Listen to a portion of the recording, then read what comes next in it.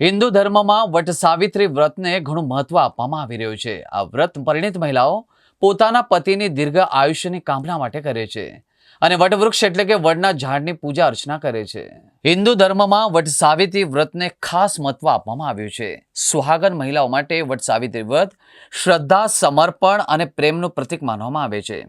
આ દિવસે મહિલાઓ નિર્જળ ઉપવાસ કરે છે, કથા સાંભળે છે અને વટવૃક્ષની વિધિપૂર્વક પૂજા કરીને તેની પરિક્રમા પણ કરે છે। આ દિવસે વટવૃક્ષ પર દોરો બાંધવાની પણ પરંપરા છે। આ દિવસે સુહાગન સ્ત્રીઓ પોતાના પતિની લાંબી આયુષ, સારી તંદુરસ્તી અને સુખી કુટુંબ જીવન માટે વ્રત કરે છે।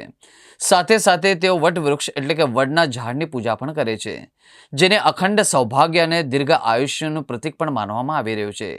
વટ સાવિત્રી વ્રતને ભારતમાં જુદા જુદા પ્રદેશોમાં જુદા જુદા નામોથી ઓળખવામાં પણ આવી રહ્યું છે। શ્રી ગણેશાય નમઃ। આજે આપણે વટ સાવિત્રીનો દિવસ છે।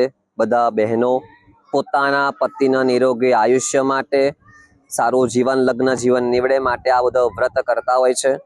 જ્યેષ્ઠ મહિનાની પૂનમના દિવસે આપણે આ વ્રત થાય છે।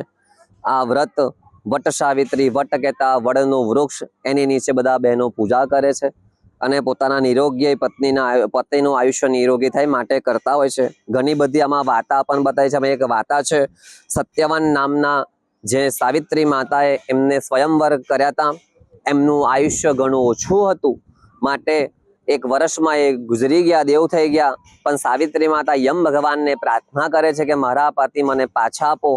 એવું નથી થતું માટે સાવિત્રી પણ યમ ભગવાનની પાસે જાય છે। યમરાજા પ્રસન્ન થાય છે અને એમને વરદાન આપે છે। એમાં 3 વરદાન આપે છે।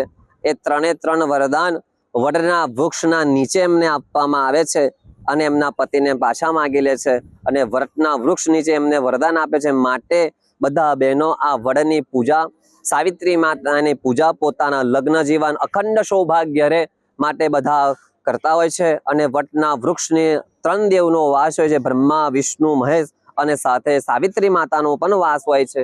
માટે બધા બહેનો શ્રદ્ધાપૂર્વક ભાવથી આ બધી પૂજા કરતા હોય છે।